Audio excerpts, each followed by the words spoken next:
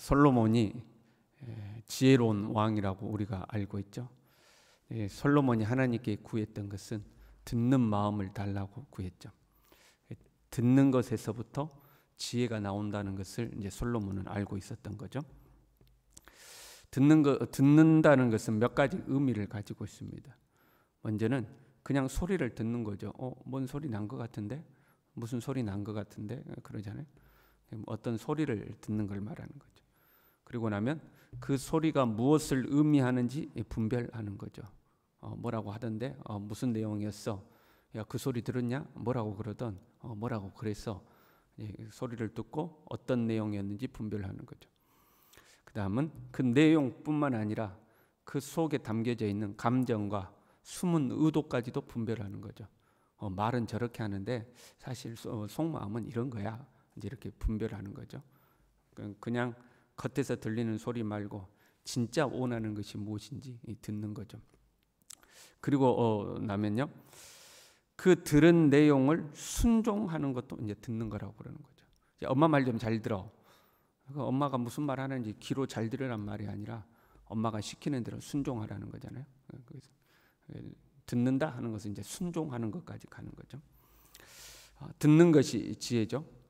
솔로몬은 사람들의 말 속에 숨어 있는 의도와 감정을 파악하는 지혜가 있었습니다. 그렇잖아요. 진실이다, 거짓말이다.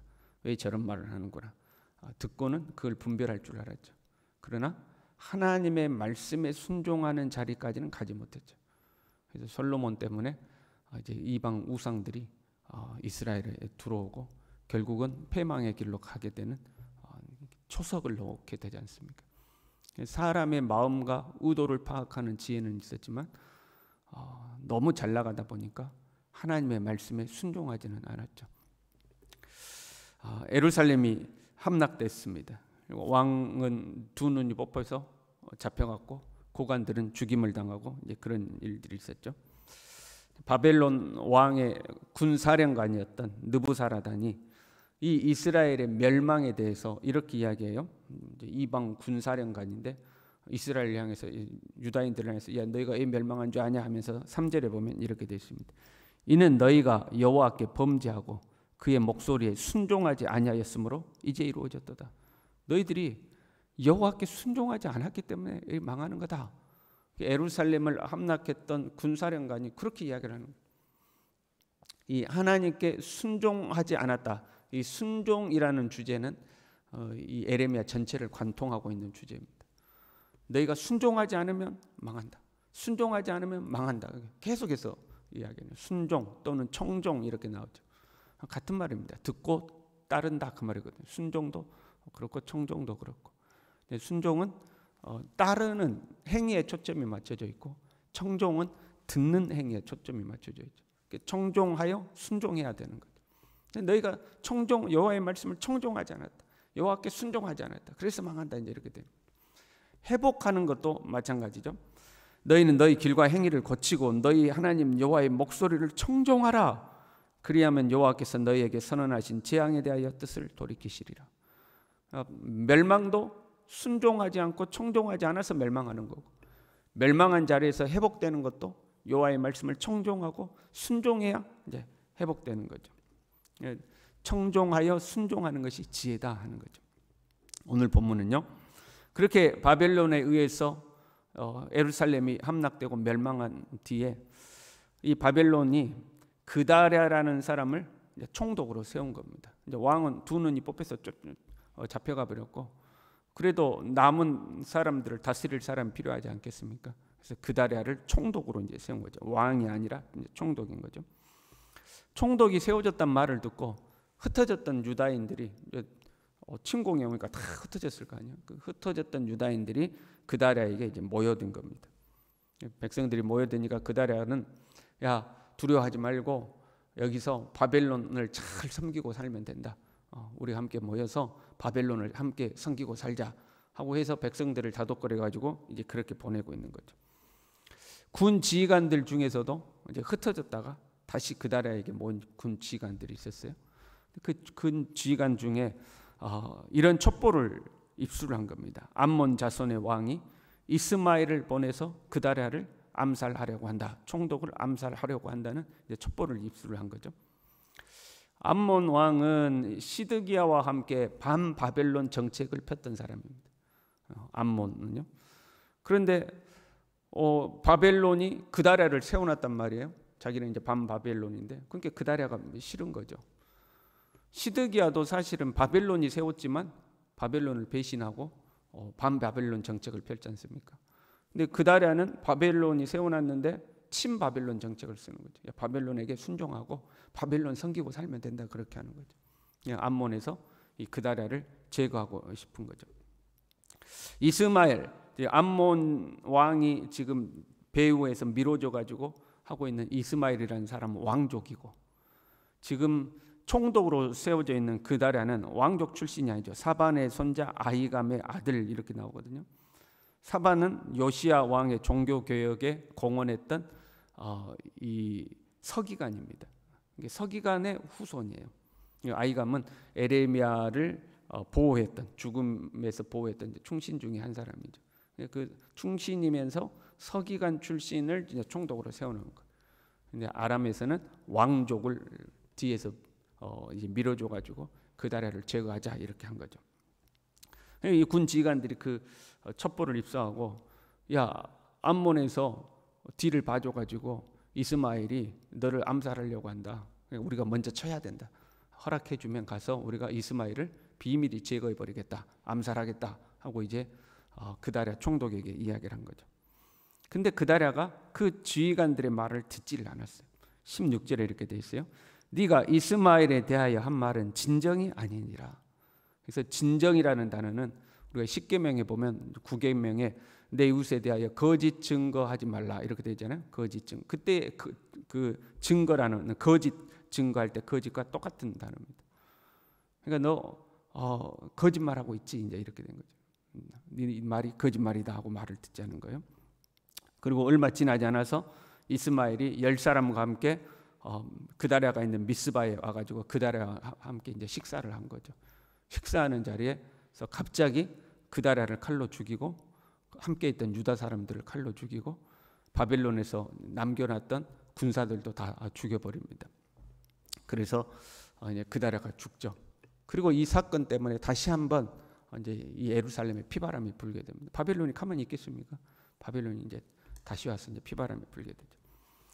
그다랴에게 분명한 경고의 신호가 있었죠. 지휘관들을 통해서 암살의 위험이 있다, 우리가 먼저 제거하겠다 하고 경고의 신호가 있었어요. 그럼에도 불구하고 청종하지 못한 겁니다.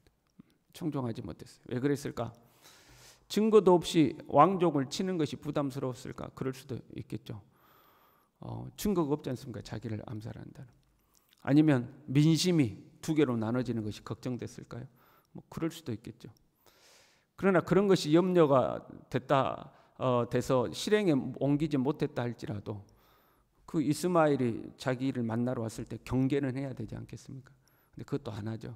그러니까 자기에게 그런 첩보를 보고했던 이 지휘관들의 말을 듣질 않은 거예요.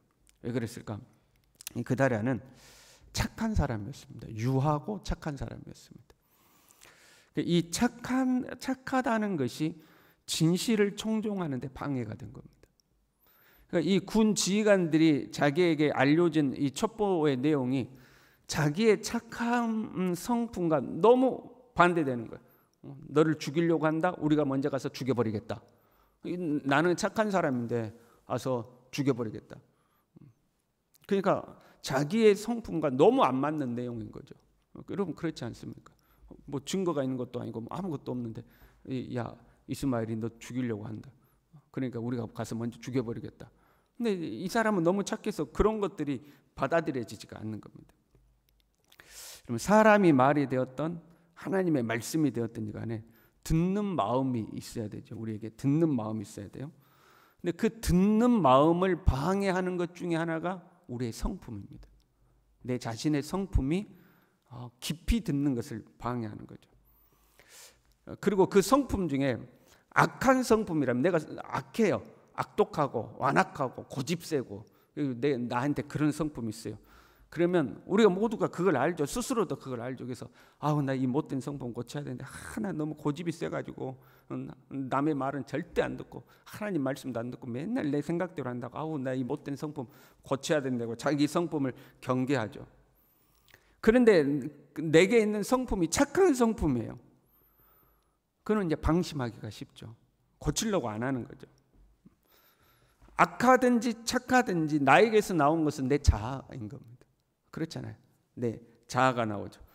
근데 악한 마음은 금방 알아차리고 이거 하나님 앞에 악해하고 돌이키려고 그러는데 착한 마음은 깨닫지를 못해요. 그 착한 거기 때문에 괜찮다고 생각하죠. 이렇게 하는 것은 착한 거야. 이렇게 하는 것은 선한 거야. 이렇게 하는 건 좋은 거야. 그러니까 그것이 지금 하나님의 말씀을 청종하는 데 방해가 되고 있다는 것을 모르는 거죠. 왜? 겉으로 보기엔 착한 거잖아요. 착한 건 좋은 거잖아요. 그러니까 착한 마음이니까 미워하지 않고 의심하지 않고 그렇잖아요. 이스마엘을 의심하지도 않고 미워하지도 않고 야 어떻게 죽여? 야 그런 소리 하지도 마. 어떻게 그런 소리 하지도 마. 듣지를 않는 거죠. 그 착함 때문에 자신뿐만 아니라 유다인 전체의 재난을 가지고 오는 거예요. 그렇잖아요. 그다리아가 의심이라도 했다면, 그래서 방어라도 했다면 좋을 텐데 그런 것조차도 안 한 거예요. 에이, 사람이 어떻게 암살을 하냐? 이스마엘이 어떻게 나를 죽인다고 그러냐? 그런 일이 있을 수 없어. 너무 착해서 그런 말을 듣질 않는 거죠. 악한 성격은 우리가 경계하지만 착한 성품은 경계하지 않고 오히려 괜찮다고 생각해 버리는 거죠. 지혜로워지려면 잘 들어야 되죠. 듣는 마음이 있어야 돼요. 하나님의 말씀도 사람의 소리도 잘 들어야 돼요. 그리고 잘 들으려면 나를 내려놔야 돼요. 나를 내려놔야 잘 듣게 돼요. 여러분 우리가 그랬잖아요. 사람의 말을 오해하는 것도 그 사람이 말한 내용을 객관적으로 있는 그대로 우리가 받아들이는 것이 아니라 내 자신의 생각, 내 자신의 선입견, 가치관 이런 어떤 내 자신의 필터를 통해서 그 사람의 말을 걸러서 듣잖아요. 그 사람의 말이 하얀색이었다면 나의 필터를 통과하면서 내가 빨간색 필터를 가지고 있으면 빨간색으로 들리는 거죠. 상대방은 아무 의도 없이 나에게 한 말인데 내게 어떤 필터가 있어서 저 말은 이래서 이렇게 말한 걸 거야. 저것은 이런 의도를 가지고 말한 걸 거야. 우리가 그걸 걸러 들어버릴 때가 많잖아요. 그런 내 자아를 내려놔야 정말로 말하고자 하는 것을 들을 수가 있는데 우리는 내 자아 때문에 사람의 말도 있는 그대로를 듣지 못할 때가 있다. 내 생각대로 판단을 하는 거죠. 나를 내려놓고 온전히 하나님의 말씀에 집중하는 것을 겸손이라고 하는 겁니다. 내 생각을 내려놓고 내 고집도 내려놓고 내 성품도 내려놓고 나라는 것을 다 내려놓고 오직 하나님의 말씀에 집중하는 걸 그걸 겸손이라고 하는 거죠. 겸손. 나를 없애고 오직 하나님만 하는 것. 겸손해야 하나님의 말씀을 들을 수가 있는 거죠. 저와 여러분이 겸손하여 하나님의 말씀을 청종하는 사람들 될 수 있길 바랍니다.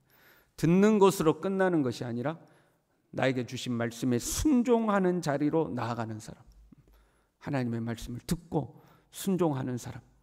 그 하나님의 말씀을 들음에 있어서 그 어떤 것도 자의적이고 인위적으로 내 마음대로 하나님의 말씀을 받아들이는 것이 아니라 정말로 하나님이 나에게 말씀하시고자 하시는 것을 그대로 받아들일 수 있는 겸손한 사람이 될 수 있기를 바랍니다. 기도하겠습니다. 아버지 하나님, 우리에게 듣는 마음을 허락하여 주셔서 하나님의 말씀을 청종하게 하시고 하나님의 말씀에 순종하게 하시고 내 생각과 내 고집과 내 성품이 하나님의 말씀까지도 왜곡시키지 아니하도록 나의 모든 것을 다 내려놓고 겸손하게 주님의 말씀에 귀 기울일 줄 아는 하나님의 사람들이 다 될 수 있도록 우리 모두를 가르치시고 지도하시고 인도하여 주시옵소서. 예수님의 이름으로 기도 올리옵나이다. 아멘.